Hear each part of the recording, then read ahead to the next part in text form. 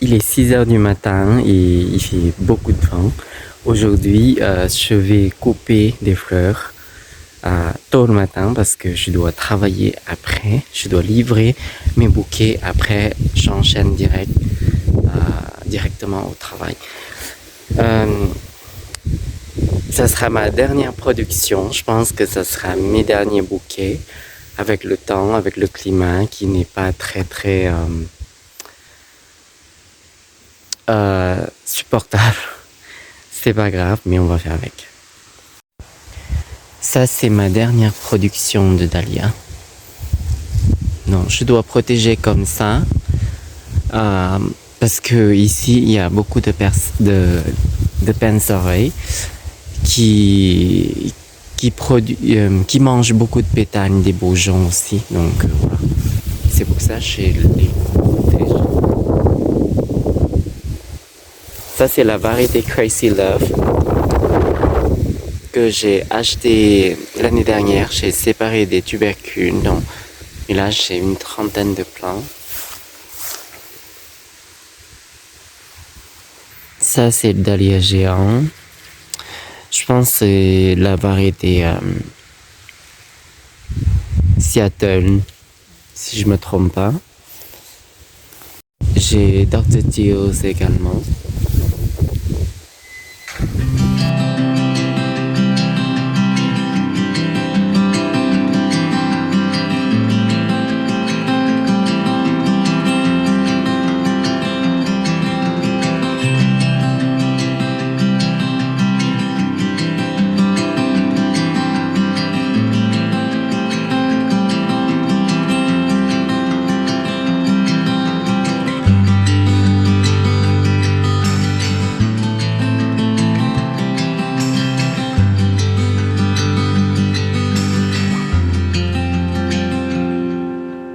Il a commencé à faire froid depuis quelques jours. Donc, d'ailleurs, on est officiellement en automne. Non, il faut pas se plaindre, il faut juste accepter. J'ai encore mes zinnias hybridés. Non, j'espère qu'il va pas encore geler. J'ai déjà récupéré des graines comme ça, mix, pour voir l'année prochaine si je vais continuer l'hybridation de toutes ces variétés-là. Ça, c'est vraiment très joli. Je suis désolée, mes mains sont sales, c'est normal parce que je suis en train de jardiner. C'est normal. Et j'ai besoin d'enlever les gants pour toucher la terre parce que c'est plus pratique pour moi. Ça, c'est la preuve du froid. Donc, ça brûlait un peu les pétales. Ce matin, il faisait à peu près 3 ou 4. Ça n'a pas duré longtemps, mais actuellement, il fait 12 degrés. Donc ça, c'est le climat normal pour ici. Et là, j'ai commandé les Lysimachia qui donnent des fleurs blanches. La même forme que la Véronique, mais en couleur blanche. J'ai aussi la Véronique blanche et en fait ici j'ai planté les Véroniques, mais tout mélangé parce que j'ai fait pousser les Véroniques à partir des graines et je ne savais pas quels plants vont donner quelle couleur. Et là j'ai tout déraciné, j'ai mis à côté, même si j'ai pas le temps de planter, je peux laisser comme ça parce que c'est vraiment très rustique. J'ai déjà testé l'année dernière avec des petites mottes dehors. Ça a survécu. Mais là, c'est mes plants de delphinium que j'ai poussés à partir des graines.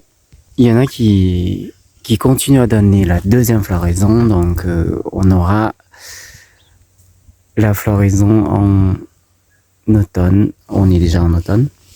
J'adore cette variété de Rudbeckia vivace, ça s'appelle Little Henry. C'est vraiment très magnifique. Pour cette variété de Rudbeckia, en fait, j'ai partagé sur Instagram disant que j'ai acheté en 2017 chez Promesse de Fleurs. C'est juste pour avoir cette forme de fleur bizarre. Donc, le but, c'était comme ça. Et l'année dernière, j'ai décidé de refaire le parterre où j'ai planté ça. Donc, j'ai déraciné ce rudbeckia.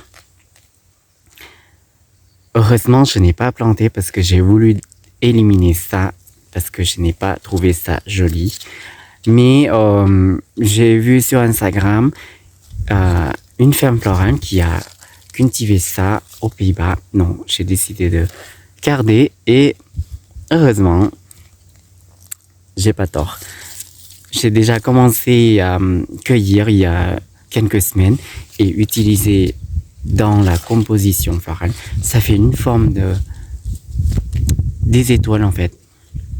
Chaque fleur, ça représente une étoile ou le rayon de soleil ou je sais pas comment décrire, mais c'est vraiment très très joli.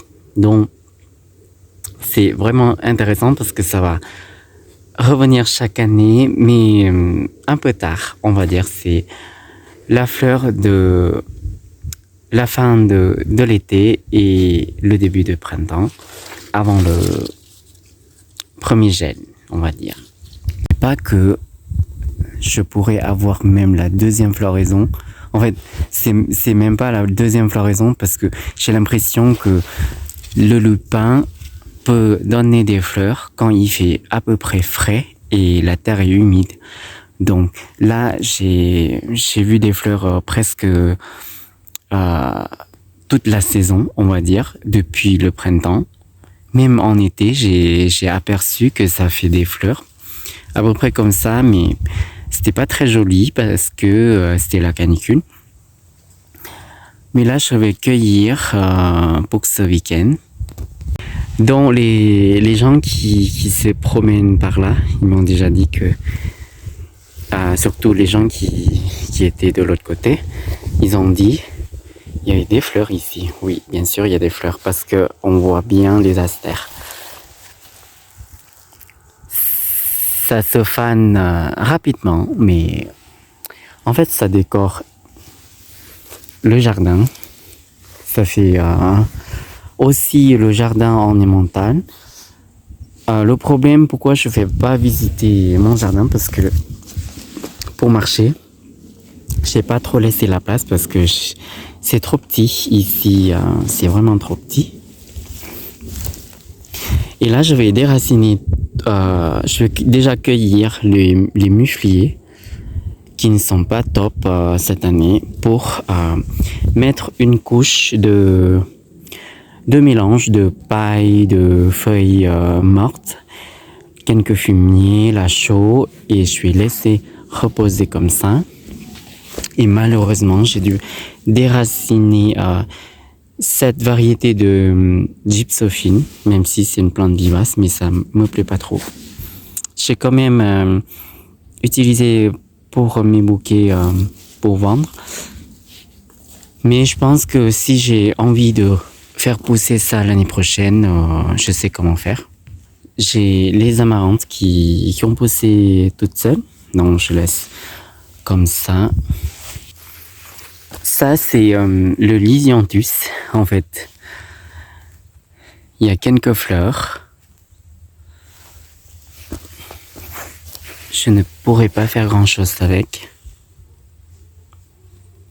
Pour le Lisianthus, cette année, c'est la deuxième année que j'ai essayé de cultiver le Lisianthus, faire pousser à partir de graines. J'ai échoué si on parle de la quantité, de la perte. Surtout, j'ai beaucoup dépensé pour ça parce qu'un sachet de graines, c'est 7 € et il y a 50 graines et ça ne veut pas dire que je vais obtenir 50 plants. Parce que c'est vraiment dur. Il faut commencer. J'ai commencé en hiver, on va dire. J'ai commencé vers Noël. J'ai essayé de garder des plants jusqu'au printemps, on va dire mi-avril. J'ai essayé de planter en pleine terre. Si je parle de réussite, c'est que j'ai quand même réussi. C'est juste, il faut que je calcule comment je vais faire. Il faut que je réfléchisse comment je vais faire l'année prochaine. Le plus important de faire pousser ça à partir des graines, c'est que les graines coûtent cher et il faut avoir vraiment la place pour les cocooner pendant l'hiver. Le Lisianthus aime bien la chaleur, mais pas les racines pour quand on plante au début parce que ça peut déformer les plants. Comme ça. C'est-à-dire que voilà, c'est foutu. Est-ce que je pourrais avoir la deuxième floraison? Est-ce que ça peut continuer à fleurir si je coupe la tige? En fait, oui. Mais malheureusement, le Lisianthus ne supporte pas le froid ici à 1200 mètres d'altitude. Sous serre, ça peut être possible parce que je vois des jeunes pousses qui sortent comme ça là par exemple. Mais là j'ai essayé de pincer et ça sort comme ça. En fait le mieux c'est de pincer ici pour que ça continue à germer si vous voulez cultiver ça sous serre. Et ça peut continuer à pousser et produire des fleurs. Malheureusement, c'est pas mon cas ici, ce n'est pas grave. Ce terrain a été envahi par les amarantes, regardez. Parce que les graines, voilà, j'ai laissé pousser des graines, mais bon, j'ai essayé de l'éliminer. Des fois, j'ai mis à côté pour que les vaches viennent se régaler, ça se mange. J'ai pu avoir quelques plants de zinnia que je croyais à perdre au début parce que j'ai laissé les plants sécher dans la serre et j'ai oublié d'arroser parce que j'étais au travail et pendant la canicule ça a brûlé tous les plants. Mais j'avais quelques graines dans le sachet et j'ai continué à semer en espérant que je pourrais avoir quelques fleurs pour hybrider, pour pouvoir garder des graines. Et voilà, c'est la variété qu'ils appellent Queenie Red Lime, Zinnia Queenie Red Lime.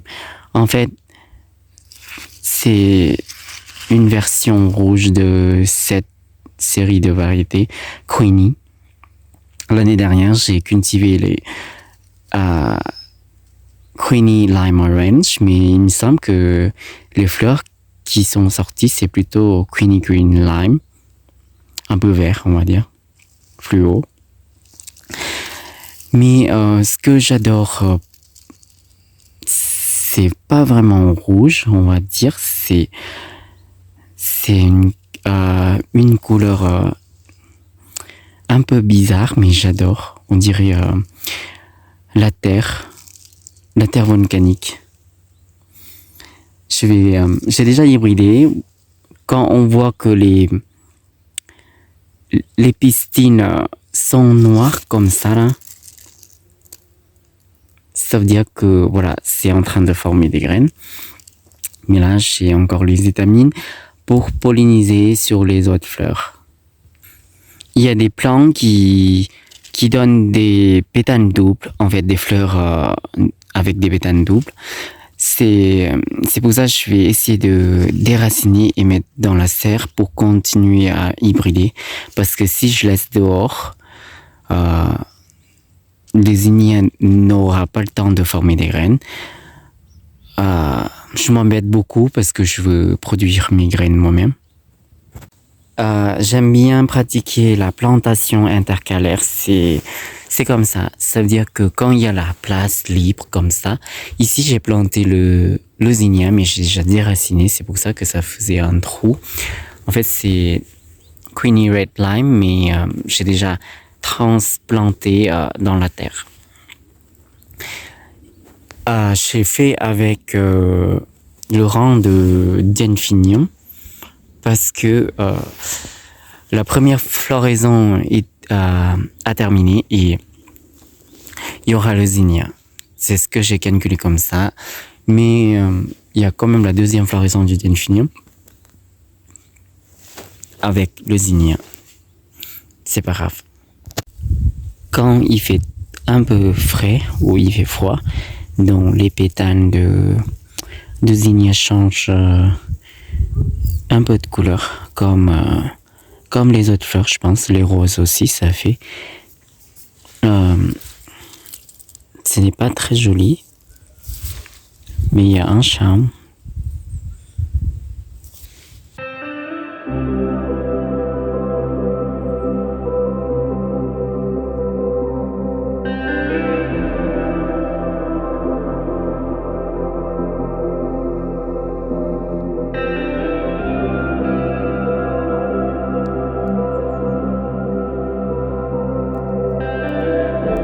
Pour le mois de septembre, c'est difficile à décrire.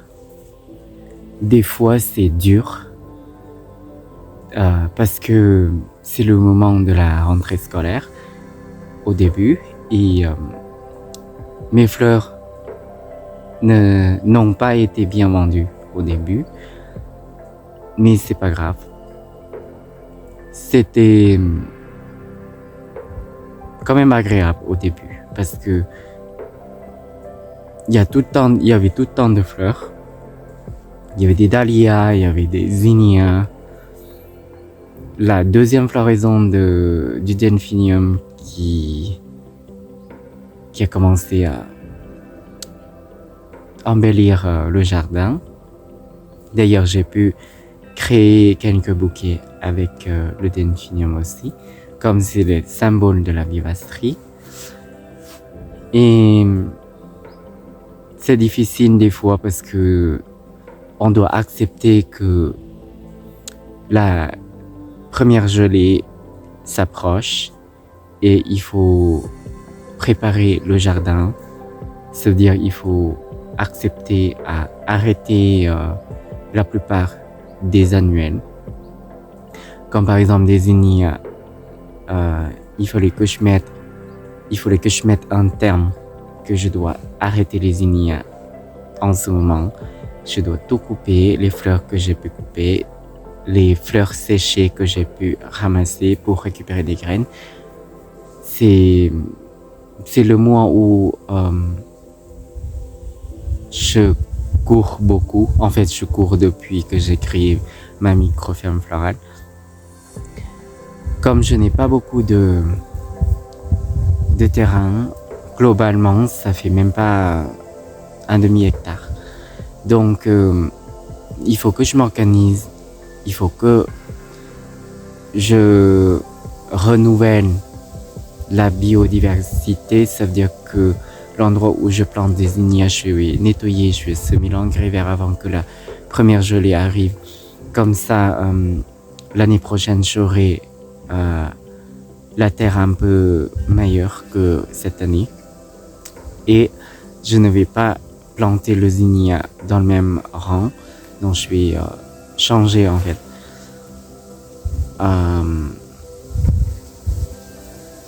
C'est quand même... Ça fait réfléchir.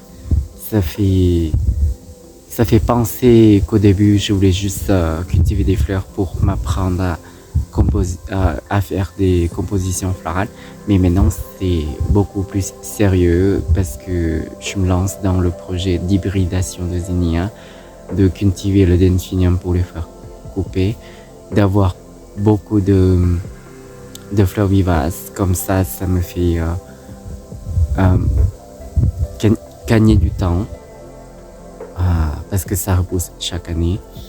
Mais il faut beaucoup entretenir les fleurs vivaces parce que si on veut avoir des belles floraisons de chaque variété, dont on doit quand même s'en occuper.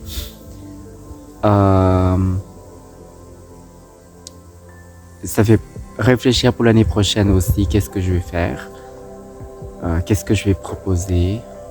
Il y en a beaucoup qui veulent que je propose mes fleurs aux fleuristes. En fait, c'est pas évident de proposer mes fleurs aux fleuristes parce que il y a certains critères que les fleuristes veulent pour certaines variétés de fleurs. Donc, par exemple, il faut que les fleurs soient parfaites, comme les fleurs qui viennent de Pays-Bas, du Pays-Bas ou de Belgique, en fait. Que je ne peux pas faire ça parce que quand on achète mes fleurs, on n'achète pas la perfection parce que personne n'est parfait, rien n'est parfait dans le monde. C'est comme ça ma philosophie en fait. C'est mes fleurs trouveront bien leurs clients. Moi, je me fais pas de soucis. Et il faut juste apprécier ma façon de travailler. Et c'est ce que je veux proposer en fait. Je veux peut-être proposer un atelier cueillette, comme ça me ferait gagner aussi ma vie en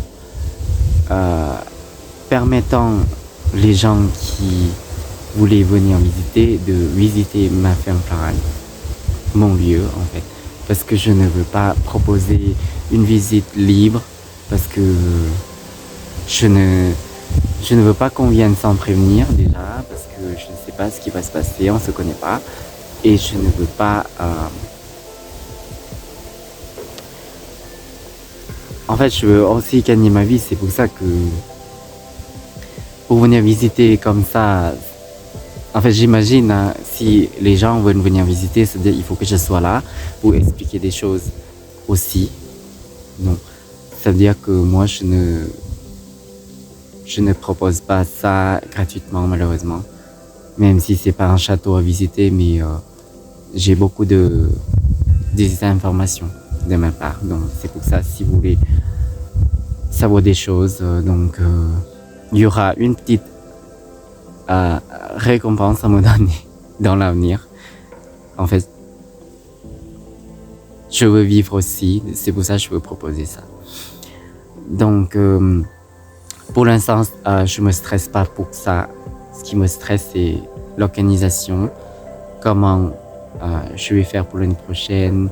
Qu'est-ce que je vais choisir. Il y a certaines variétés que j'ai déjà acheté des graines. Et je vais procéder le semis dans quelques semaines à l'intérieur. Et on découvrira ensemble l'évolution de ma micro-ferme florale. Petit à petit, je vais continuer à partager ça. N'hésitez pas à partager vos expériences si vous avez des expériences en floriculture, pareil. N'hésitez pas à vous abonner pour suivre mon aventure florale. Likez et partagez, c'est vraiment très important. On se retrouvera prochainement. Au revoir.